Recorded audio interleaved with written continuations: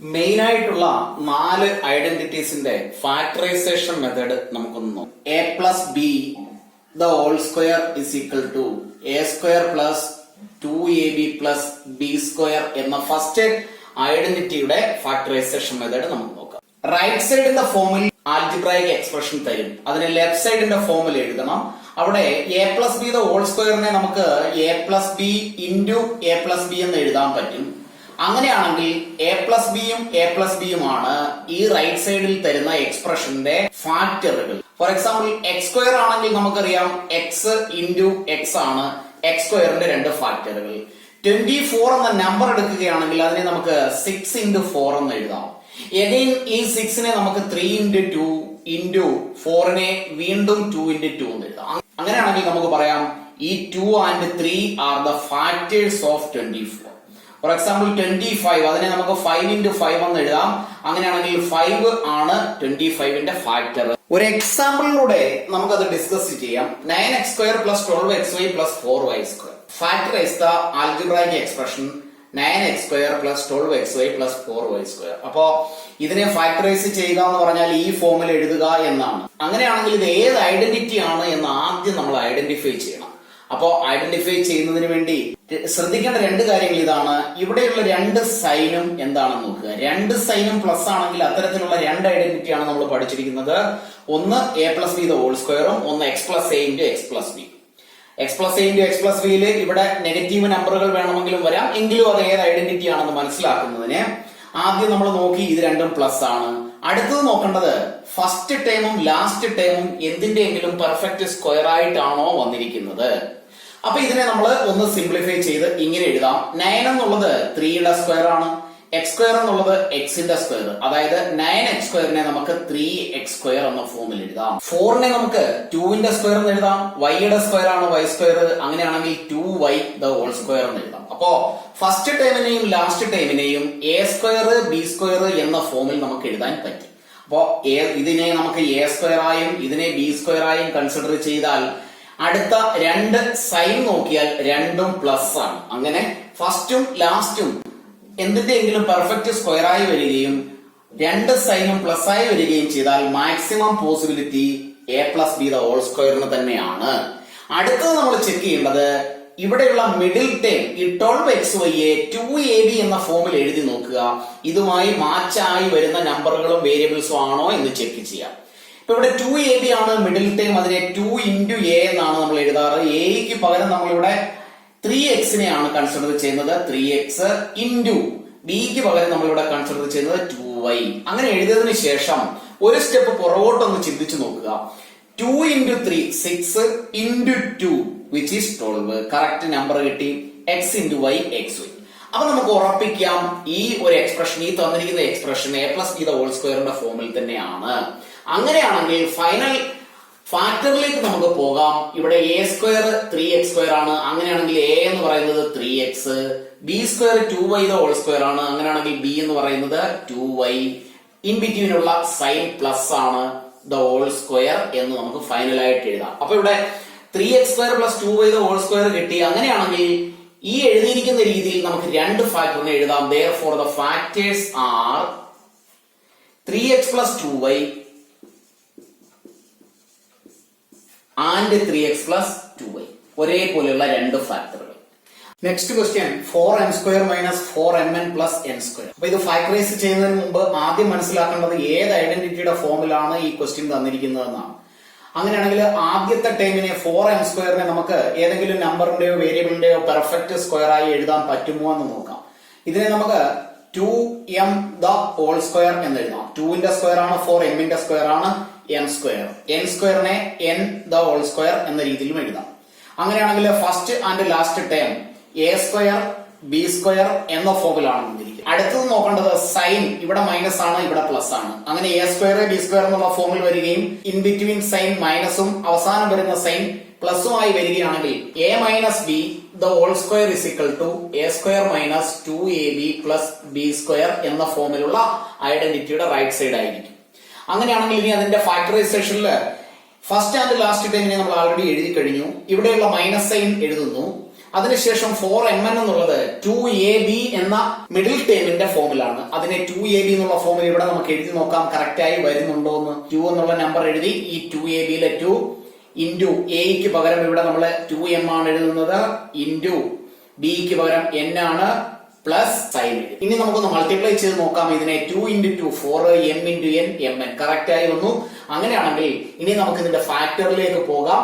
ഫാക്ടറിൽ a minus B the whole സ്ക്വയറിന്റെ ഫോമിൽ എഴുതിയാൽ ഇവിടെ എക്ക് പകരം 2m ആണ്, ബിക്ക് പകരം n ആണ്, ഇൻ ബിറ്റ്വീനുള്ള sign minus the whole square.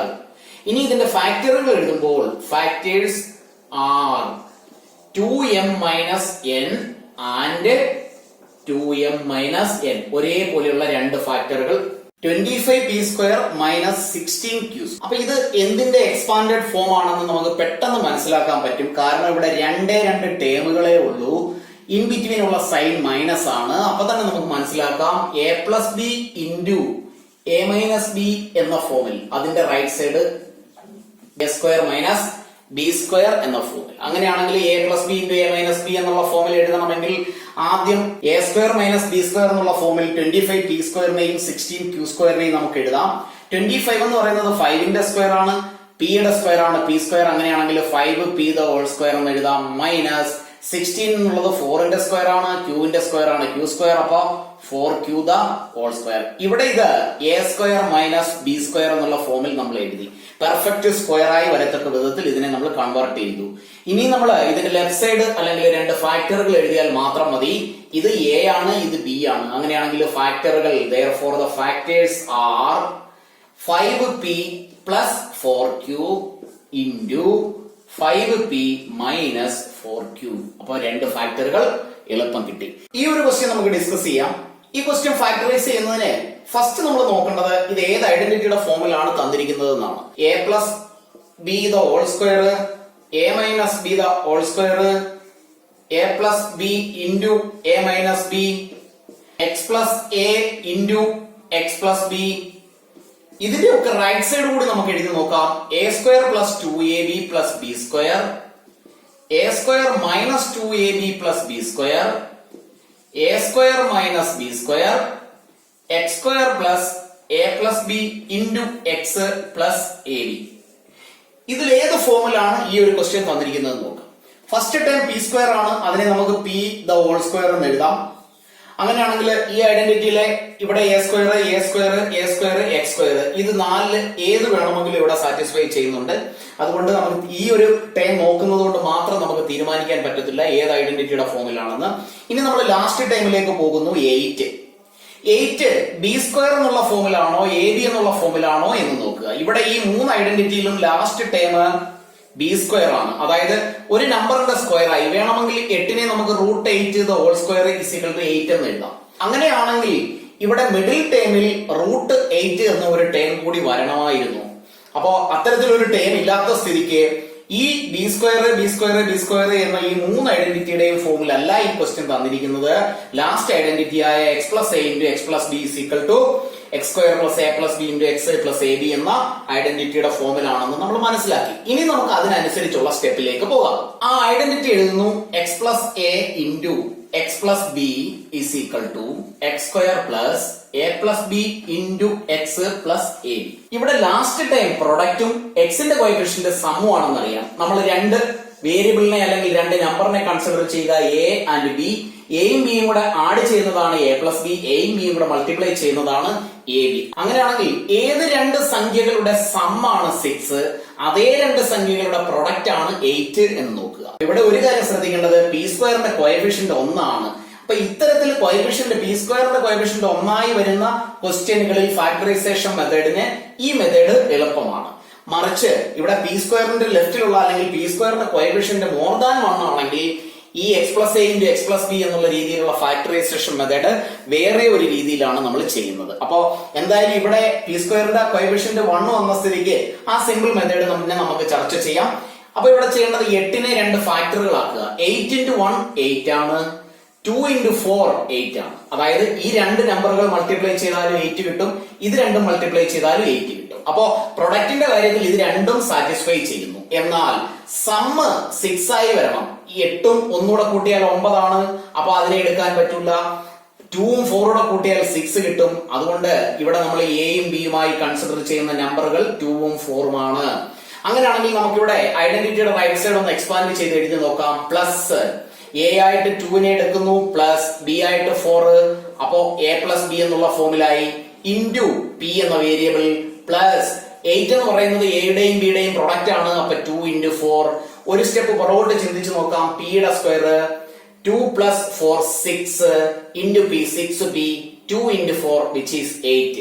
അങ്ങനെയാണെങ്കിൽ ഇനി നമുക്ക് ഫാക്ടറുകൾ എഴുതാം. therefore the factors are p a ക്ക് പകരമുള്ള പ്ലസ് 2, p b ക്ക് പകരമുള്ള പ്ലസ് 4. അങ്ങനെയാണെങ്കിൽ നമുക്ക് പറയാം p square plus 6p plus 8ന്റെ രണ്ട് ഫാക്ടറുകളാണ് p plus 2 and p plus 4.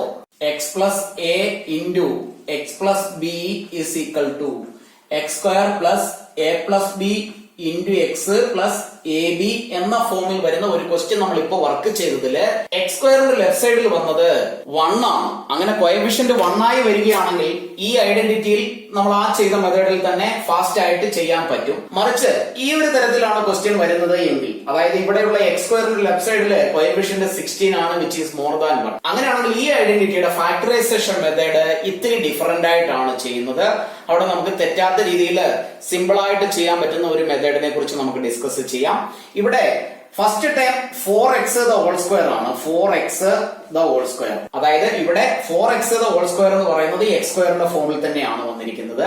അങ്ങനെയാണെങ്കിൽ ഈ ഐഡന്റിറ്റി ഉപയോഗിച്ച് ബാക്കിയുള്ള സ്റ്റെപ്പുകൾ നമുക്ക് എങ്ങനെ ചെയ്യാമെന്ന് നോക്കാം. സ്ക്വയറിന്റെ കോഎഫിഷ്യന്റ് എപ്പോഴെങ്കിലും മോർ ദാൻ 1 ആണ് വരുന്നതെങ്കിൽ ഇവിടെ നമ്മൾ ചെയ്യേണ്ടത് 16ഉം 6ഉം കൂടെ മൾട്ടിപ്ലൈ ചെയ്യുക. 16 into 6. ഇങ്ങനെ വരുന്ന ക്വസ്റ്റ്യനിൽ നമുക്കറിയാം എക്സിന്റെ കോഎഫിഷ്യന്റ് a പ്ലസ് ബി ആണ്. അതായത് ഒരു എയും ഒരു ബിയും കൂടെ ആഡ് ചെയ്യുന്നത് അതിന്റെ സം ആണ് എക്സിന്റെ കോഎഫിഷ്യന്റ്. എ ബി എന്ന് പറയുന്നത് അതിന്റെ പ്രൊഡക്റ്റ് ആണ്. പക്ഷെ ഈ ഒരു ക്വസ്റ്റ്യനിൽ എ ബി എന്ന് പറയുന്നത് അതിന്റെ പ്രൊഡക്റ്റ് ആയിട്ട് അല്ലെങ്കിൽ 6 ആയി വരത്തക്ക രീതിയിൽ ഒരിക്കലും ചിന്തിക്കരുത്.